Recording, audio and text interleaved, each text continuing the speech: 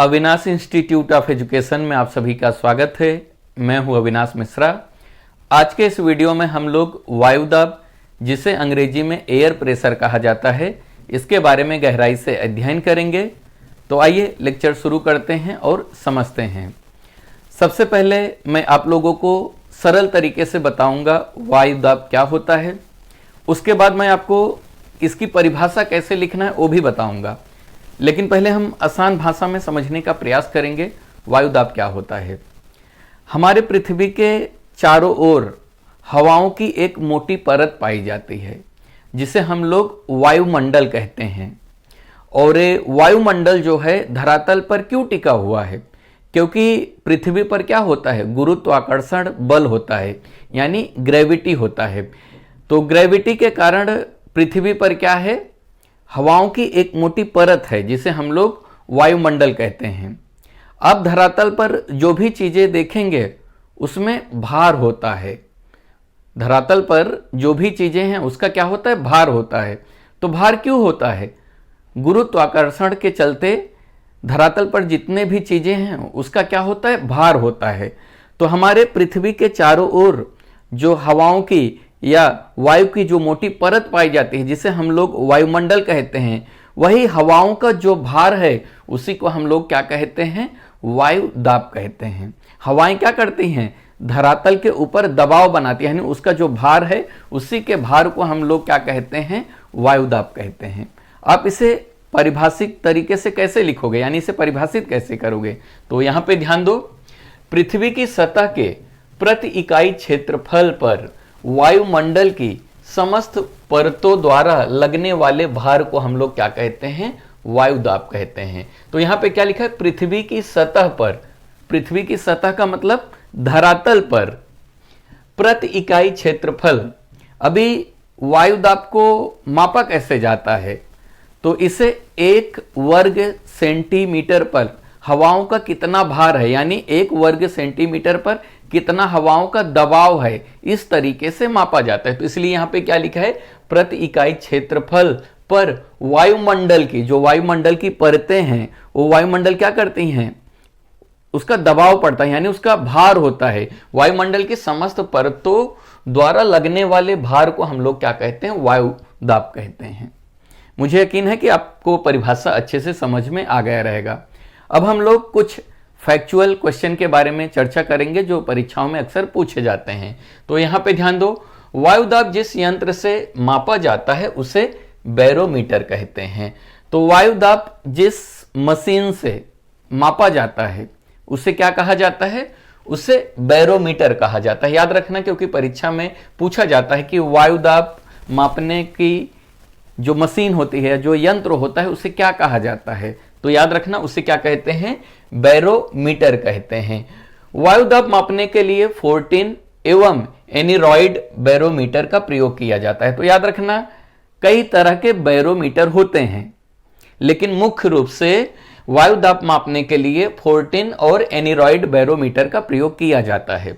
अब 14 बैरोमीटर क्या होता है? 14 बैरोमीटर एक ऐसा बैरोमीटर होता है जिसके अंदर पारा होता है। पारा यानी मरकरी। जब वायुदाब यानी प्रेशर बढ़ता है, दबाव बढ़ता है, तो मरकरी में जो पारा है ऊपर की तरफ उठने लगता है, तो जिसके कारण पता चलता है कि किस जगह पर कितना वायुदाब है। और ये जो एनीरॉइड होता है ये दिखने में घड़ी के जैसा होता है।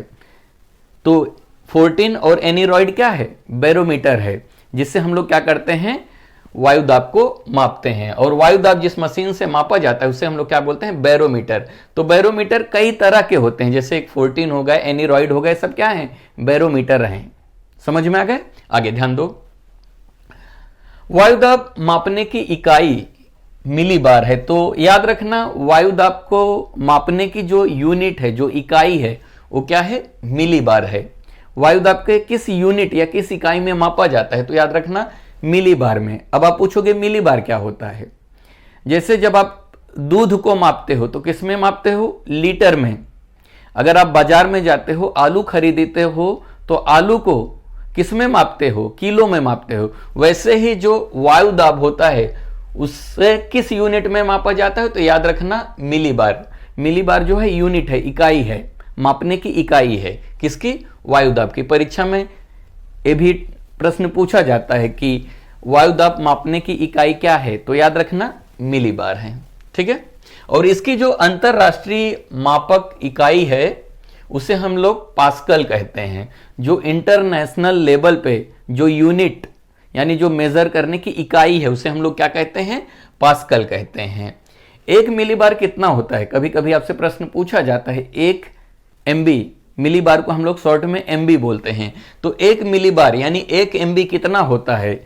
तो याद रखना 1 मिलीबार 1 वर्ग सेंटीमीटर पर 1 ग्राम भार का बल है।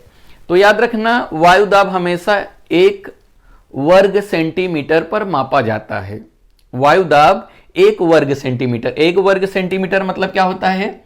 यानी 1 वर्ग सेंटीमीटर का मतलब क्या है? 1 सेंटीमीटर ऐसा, 1 सेंटीमीटर इधर से, 1 सेंटीमीटर इधर। तो इस वाले जगह पे हवाओं का कितना दबाव है उसी को हम लोग क्या बोलते हैं? मिलीबार बोलते हैं। तो 1 मिलीबार कितना होता है? 1 वर्ग सेंटीमीटर पर 1 ग्राम का भार होता है। यानी 1 मिलीबार जो है कितना होता है? 1 ग्राम होता है, लगभग 1 ग्राम होता है। तो आपसे पूछा जा सकता है कि 1000 मिलीबार कितना होता है? तो याद रखना 1000 मिलीबार जो है 1 वर्ग सेंटीमीटर पर, जगह हमेशा 1 वर्ग सेंटीमीटर ही रहेगा। इसी जगह पे क्या रहेगा? जो दबाव रहेगा वो कम ज्यादा होता रहता है। यानी जो जगह रहेगा, जो आयतन रहेगा, 1 वर्ग सेंटीमीटर पर हमेशा क्या किया जाता है? वायुदाब को मापा जाता है कि 1 वर्ग सेंटीमीटर पर वायु का कितना भार लग रहा है। तो ये हमेशा 1 वर्ग सेंटीमीटर ही रहेगा, बाकी वायुदाब जो रहेगा अपने हिसाब से कम ज्यादा होता रहेगा। तो 1000 मिलीबार कितना होता है? 1000 मिलीबार का मतलब होता है 1 वर्ग सेंटीमीटर पर 1053 ग्राम भार। 1000 मिलीबार कितना होता है? 1000 मिलीबार पर मतलब 1 वर्ग सेंटीमीटर पर 1053 ग्राम भार होता है। अगर हम इसे किलो में कन्वर्ट करें तो कितना होगा? 1.053 किलो भार होता है। तो परीक्षाओं में पूछा जाता है 1000 मिलीबार कितना होता है, तो आप कितना बताओगे? 1.053 किलोग्राम होता है।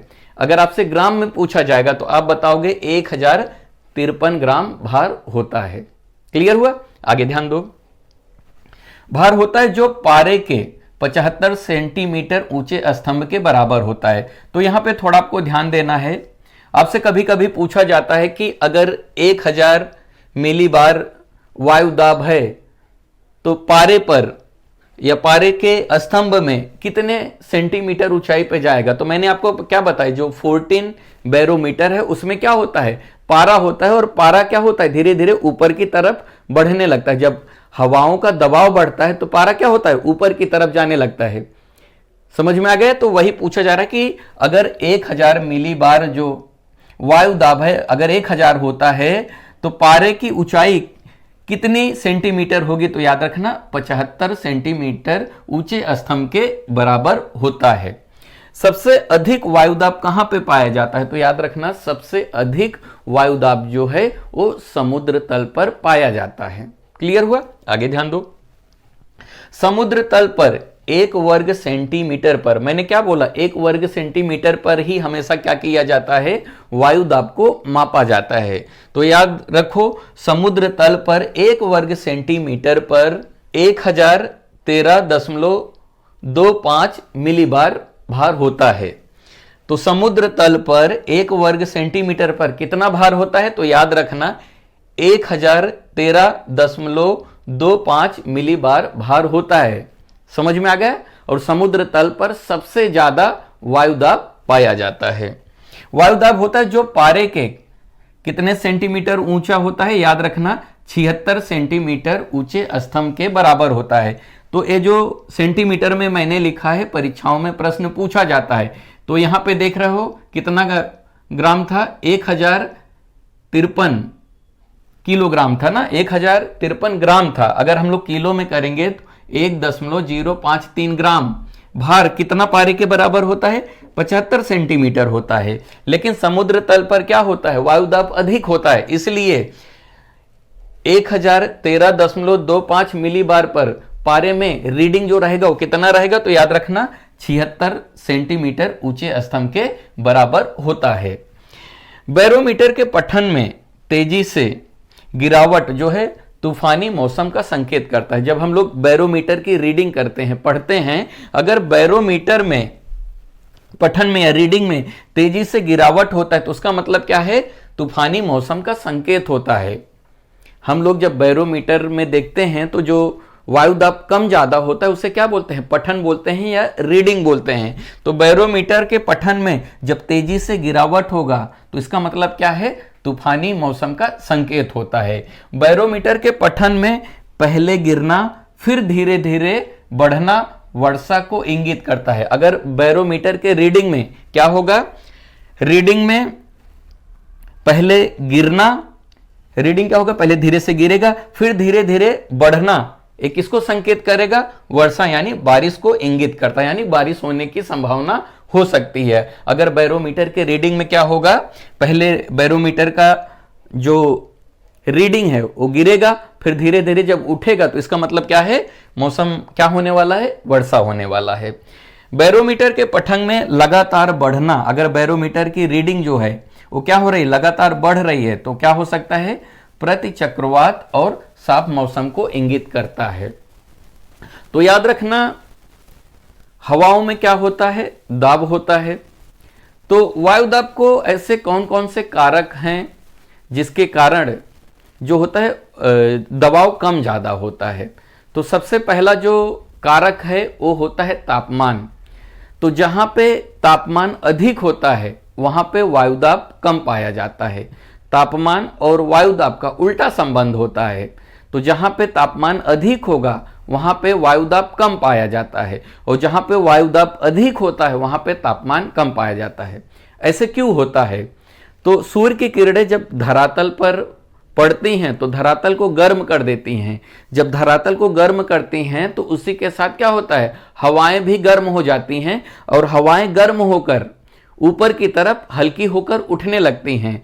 तो वहां पे जब धरातल पर तापमान बढ़ जाता है तो जिसके कारण क्या होता है, वायु का जो घनत्व है वो कम हो जाता है, यानी वायु दाब वहां पे कम पाया जाता है। पहला कारण। दूसरा कारण ये है कि ऊंचाई बढ़ने के साथ क्या होता है, वायु दाब कम होने लगता है। क्यों, क्योंकि जितनी भी भारी गैसें हैं वो धरातल के नजदीक पाई जाती हैं। तो जैसे जैसे ऊंचाई बढ़ता जाएगा वैसे वैसे क्या होगा, वायु दाब भी कम होने लगता है। क्लियर हुआ? मुझे यकीन है कि आप वायु दाब क्या होता है अच्छे से सीख गए होंगे।